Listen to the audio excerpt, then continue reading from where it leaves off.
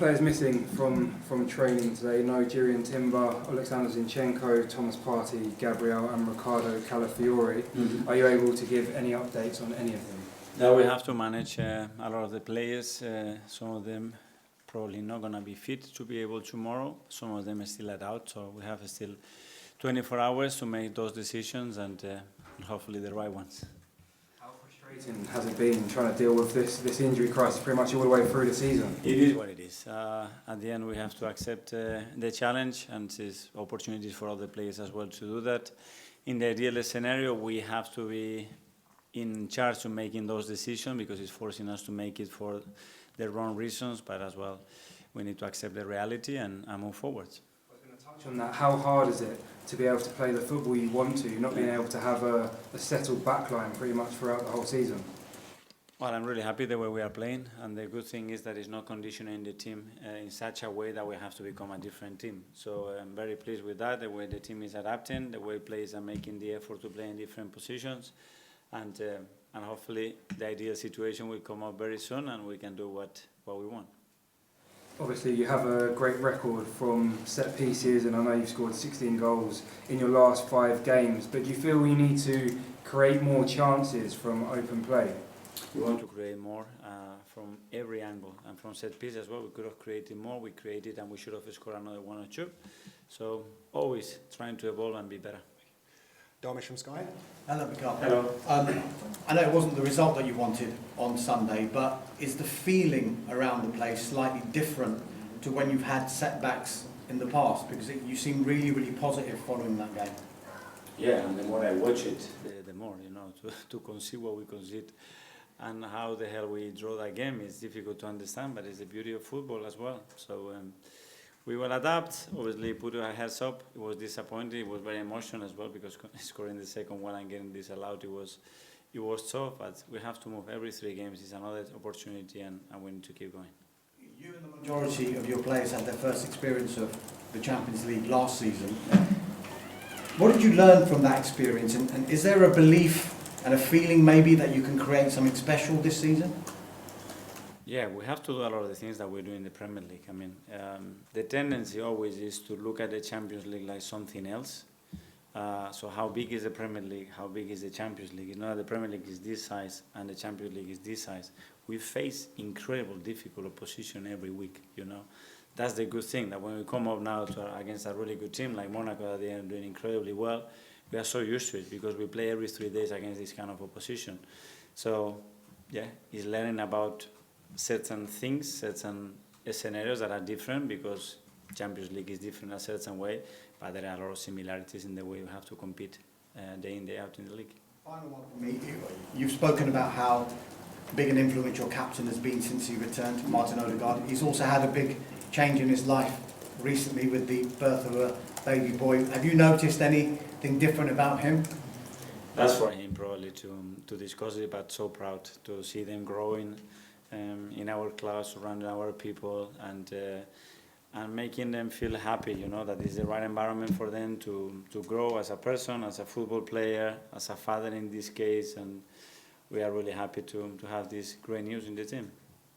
Simon, Eagles-handed. Mikel, can I just check on availability? I know Josh Nicholls is someone who could play in that defence, but didn't look like he was at training. Is he another one who's out at the moment?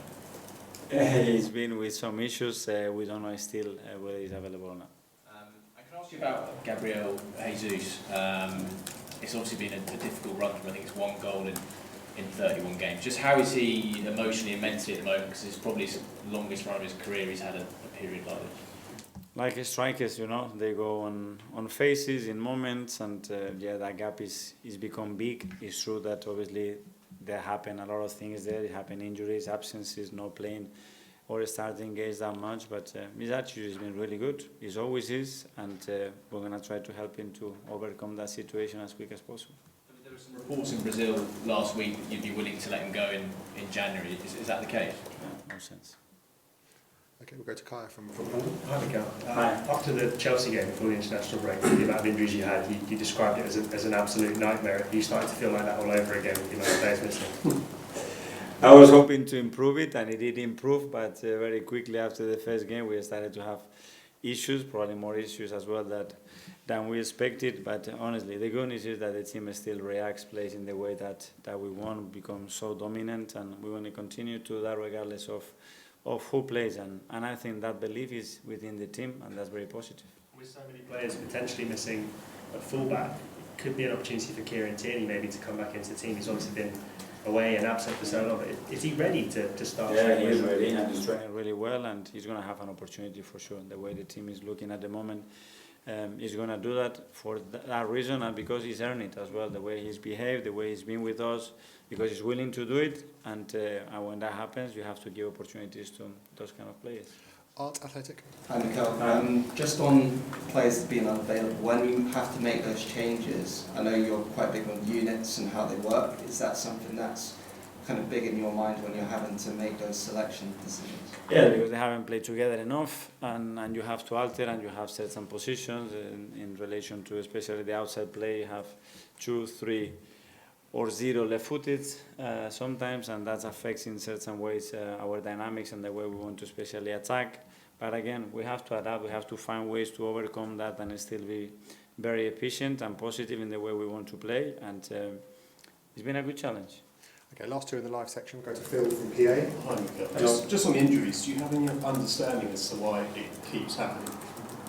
Well, it's a knock-on effect. We have a lot of joint injuries, that are very difficult to predict, to assess. We have some that has been through tackles, for example, that again quite difficult to avoid. And the other ones probably is overload, the amount of minutes that they have to play. The knock-on effect of having 1 or 2 players not available means that you put more stress and more minutes in somebody else. And that's not a good change, because the consequences and the load of other players starts to be too high or much higher than what you want to do. But this is where we are. And I know there's been a lot of focus on Arsenal scoring from set pieces, but are you worried at all that Arsenal aren't scoring enough from open play? No, I don't worry, because when I watch the game again, the situation that we had in open play and what the opposition has created in open play, I don't know if we can do much more than that, especially when I watch Fulham, the previous games against the opposition that they've played. And because the set piece is a consequence of what we do in open play and how we do defensively. And it's a phase that is part of that. And you guys, I know that you see it like this is a piece, this is open play, and I see it like this is open play and set pieces. It's all together with the rest starts of play. But I respect that a lot. Okay. I don't agree, but I respect. Nick at the back from Haters. Hi, Mikel. What are your thoughts on Monaco? What's your assessment of Monaco? Well, I'm really impressed. Really good side. You see the run that they've been in the Champions League and in the league, especially against top opposition. So a real threat. Is a team that is superly well organized, really intense, really good in transition moments as well, and with a lot of quality. So it's going to be a very good test for us tomorrow. And finally, what are your memories of playing against them? I think it's a while ago, but when you were at Paris, you played a couple of times against them, didn't you? Yeah, it's good, and as well, I think we have a really good link with Arsene, with Thierry as well. There is a big history there as well. It's a very special club, very special place. So yeah, welcome them here and hopefully be better than them and try to win the game.